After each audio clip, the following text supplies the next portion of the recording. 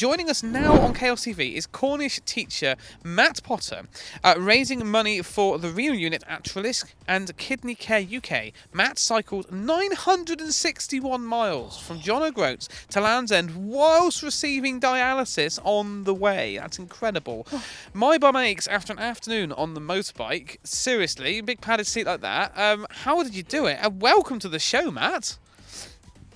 Thank you very much. Absolutely monumental. Thank you. How are you doing today? Sorry, I didn't quite catch that. Sorry, how are you doing today? Monumental, that was. Thank you. I'm doing very well, thank you. Very pleased to be here. Just to sort of chat about, I guess, the ride itself. Absolutely. Yeah. Thank you so much for joining us today. Before we start talking about your incredible ride, could you tell us a bit about yourself? Okay, so I'm 48 years old. Work at Penrice. I don't teach here. I actually support one of the year groups with everything outside of their academic journey is probably the best way to put it. So all sorts of other things that go on in their lives. I have a family, got my wife and 2 children who I couldn't have actually done the ride without. The support was fantastic. Lived in Cornwall for 20-something years. Was born in Bristol. Very much love cycling. It comes in handy when you're going to do that kind of journey.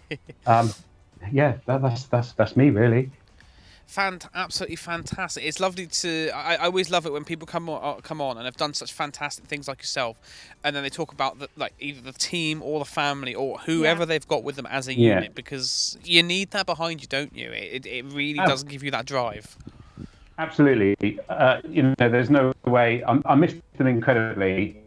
In fact, I suppose I'm maybe preempting one of your questions here, but the hardest part of it was easily missing my wife and children.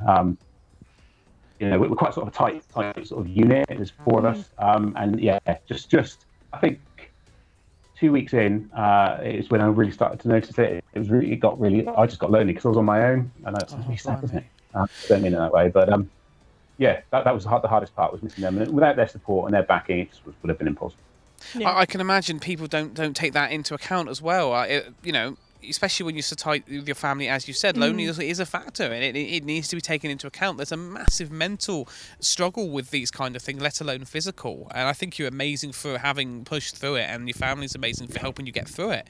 I want to try and go on to something here, obviously, because we mentioned you had dialysis throughout this. I believe you've had chronic kidney disease from a young age. That's right. Yeah. So I think I was probably about 9 years old when I first got poorly.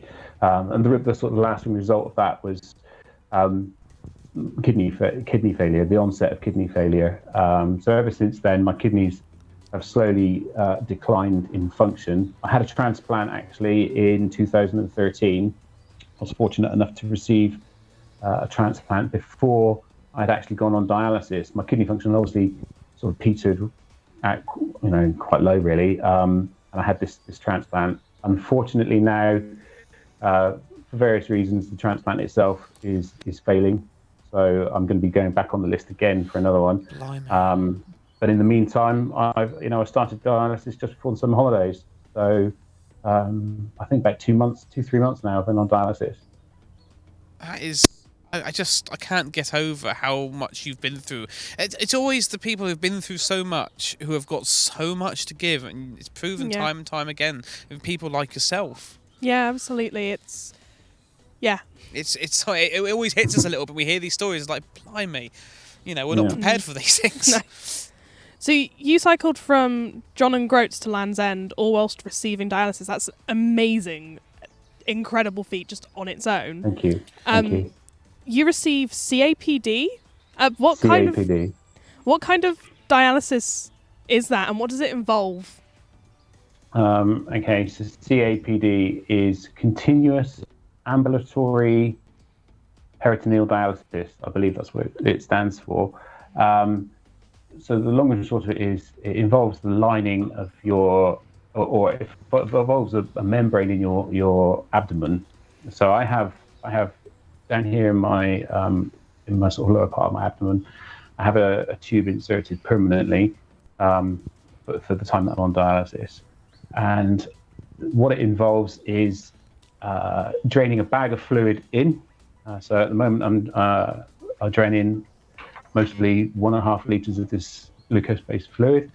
That sits in my abdomen for a period of time, 3 to 5 hours. And whilst it's in there, it draws to it all the impurities that are in my system, all the toxins that your body builds up naturally, and any excess fluid. And then when I come to drain that out, like I said, 3 to 5 hours later, I drain that out into a separate bag. Once that's drained out, I drain in another bag, and that's one cycle. And I do that 4 times a day. I mean, that's a lot of times a day to do such a. I mean, it feels invasive just from the fact that so you've got that in there, but I guess that's always in there. You're just constantly putting it in, taking it out.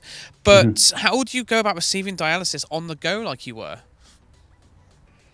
So, some photos that I have sent you, you'll see that there's a trailer on my bike. The trailer contained that's the one. There we go. The trailer, that red trailer contained my dialate, which is the fluid that I put inside me. I would really. I think the key thing here is that I needed to create a sterile environment. At home and at work, that's relatively easy. Out and about, it was a lot harder. There were times where I was able to use baby changing rooms. They came in very handy. Where I was able to create a nice sort of clean, sterile environment. I had everything with me to enable to enable me to clean the area around and sterilize surfaces, etc. But a lot of the time it was with my tent, quite simply. I had this very small tent that I could put up and down very, very quickly, and that's what I used most of the time. It's incredible. You have to excuse us just for a moment because you may see a dog that's just appeared walking around us.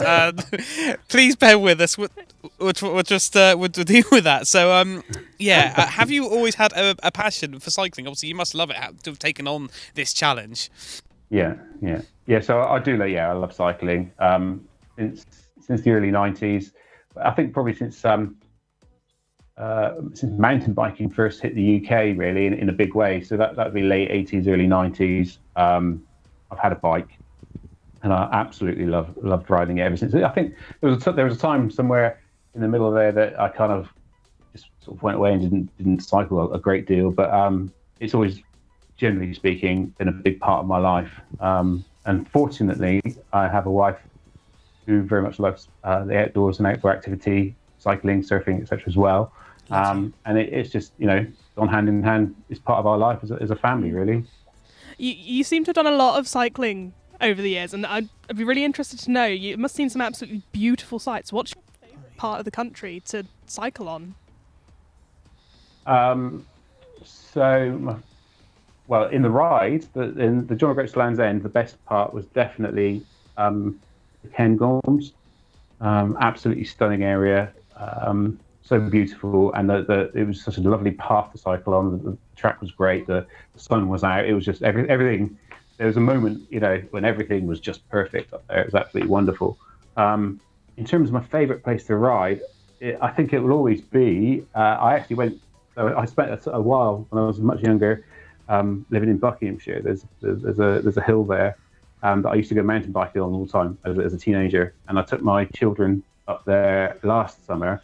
And it's called Coombe Hill. So that's my favourite place because just the memories that it holds, really. But I love it up there, all around the woods, anywhere where there's woods, really. Fantastic. This has obviously taken you through incredible places. Now, obviously, this was all for the Renal Unit at Treliske as well as Kidney Care UK. Or what? Yeah. Apart from obviously they mean something to you. What could you explain a bit more in detail? How much do they mean to you? What do they mean to you? So Kidney Care UK, first of all, they're a national organisation, and they do a lot for renal patients. I won't go into all of what they do. I'll just be quoting their website, but simply they advocate, they give grants, they just work very, very hard for the welfare of the kidney patient, and I think they're a fantastic organisation.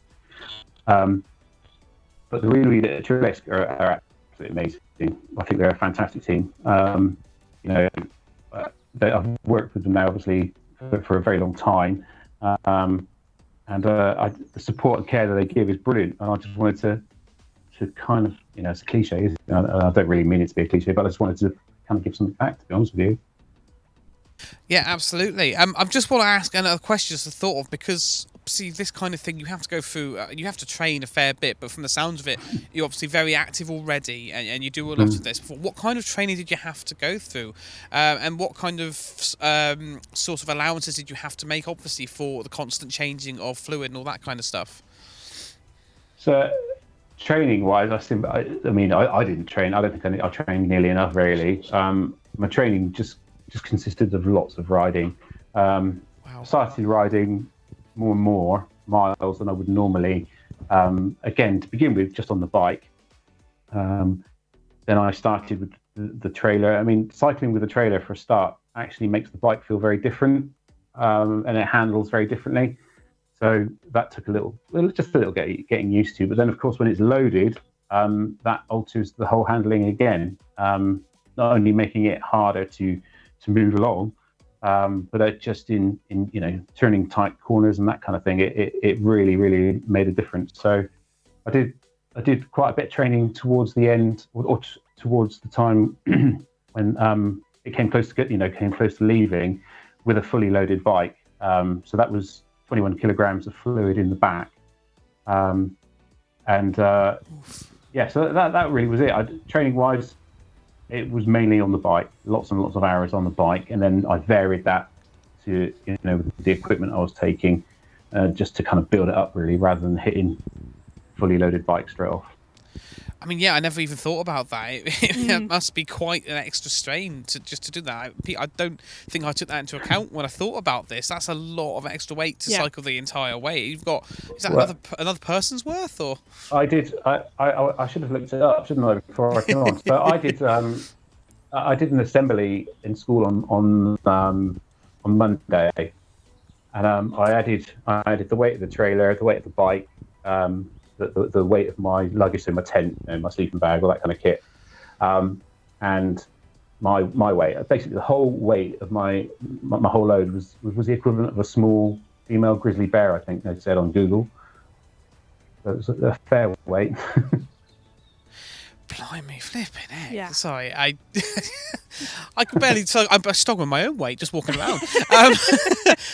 Bit of an interesting one. Did you feel like you learned anything along the way, or helped other people learn anything along the way?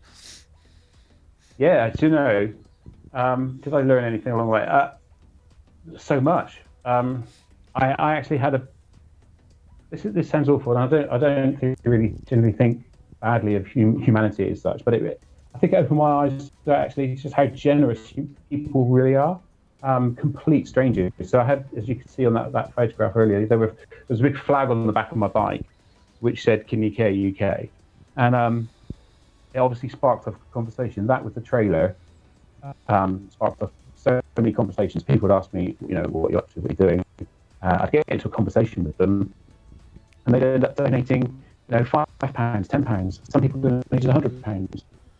So just the generosity and the kind of hearts of humankind, is amazing. I think.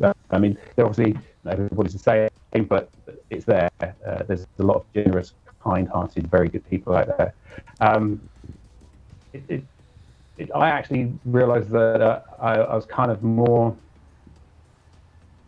I suppose, than I thought I was. By that, I simply mean there were days where literally putting one foot in front of the other was really, really hard. Like I said, it weighed a ton. I was at my lowest point. I was missing my family. I had a super heavy bike. I had another kind of 600 miles to go, and it was quite hard. So literally, it was just a case of, if I don't do this, I'm not getting home, and I've just got to crack on.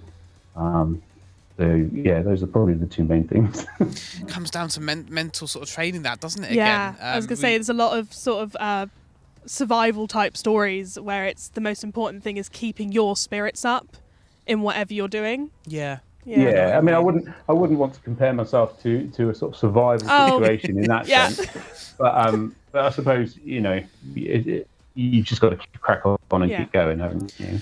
Well, on that sort of bit of advice there, is there any other advice you'd give to anyone who are thinking about undertaking such challenge or a similar challenge? Yeah, I think that would depend on their circumstances. Certainly, if it was a person in a similar situation to myself, I would say don't do it unsupported. So part of the about 800 miles in, I actually called my brother-in-law who came to take. So he actually took my trailer and my kit for a few miles, well, quite a lot of miles actually, whilst I cycled without it, because it got to the point where it was really, really hard, and I was going to run out of time basically before the start of school again. So I would say to anyone in a similar circumstances to myself, where they have a chronic health condition, do it, by all means, crack on and do it. Make sure you get your training in, make sure you get your planning in, but do it supported with a support vehicle like lots of other people do. Otherwise, I mean, I would recommend anyone who's really into cycling and, give it a go. It's a classic ride. It's really hard. It's not easy. I did choose a very long route, by the way. I chose a route that claims to have very little, or say very little, had the least amount of climbs in the direction I was going from north to south. Apparently this route had the least amount of ascent in it.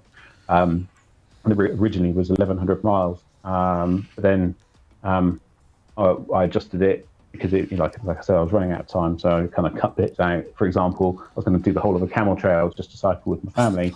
And that was an add-on, but I decided that I could do without that add-on. I mean, yeah, just you've already done loads. I mean, at that point, isn't it just a little bit more? No, I'm joking. I'm joking, of course. Blimey, please don't have me for that one. I want to go to how much you've raised actually, because you've raised well over £4,700. Enormous amount. Yeah. Huge congratulations with it. Thank you very much. Somebody else donated. I was just looking it up there. I think it's 4,780 now. Oh, blimey. But when do you know what's amazing? Gift aid is brilliant, isn't it? I love the fact that with Yes. gift aid, all those people can donate, and providing they pay tax, etc. They can gift aid, and I mean that's whacked another £1,000 on top. So that's 5,700, etc. I think it's amazing, and again that just stress that comes down. It's not me. That's people's generosity. I just went for a bike ride. albeit a long bike ride. But other people, people like I said, have donated so much money. It's really fantastic. I can't. Yeah, absolutely. And while we're talking about it as well, you said you had another donation. Your Virgin Money giving page is still active and people can still donate. Where could people find your story? Because I believe you've got some great blog posts on your website. Absolutely. Yeah, there are, whether they're great or not, I'll leave others to judge. So probably the best way to find it is to, if you go to Google and you Google dialysis, John O'Groats, just those words, dialysis, John O'Groats, actually I come up with the number one moment. So that's my claim to fame, number one search on Google. That's probably the best way to do it. And there's links on there that'll take you to my Virgin Money giving page, and that's open until the 1st of October. And from there, you can find a link to the blog should you wish to do so. Fantastic. Amazing. You're an absolute top bloke, and I don't know how you do these things. A massive thank you, obviously, for taking the time to speak to us today. You should be incredibly proud of yourself. Absolutely. Please come back again another time and give us an update on how you're doing. If you've got any plans in the future, it'd be great to talk to you again. That's lovely. Thank you very much. I appreciate that. Thank you very much, Matt. It's lovely. Thank you. Take care. And you too. If you'd like to hear our interview with Matt in full, if you've just tuned in, you'll be able to find it on our YouTube page at Chaos TV. And all the talk of cycling and exercise, it only seems to be the right time for our 5-minute move more up next. But before that, let's have a bit of music. See you in a bit.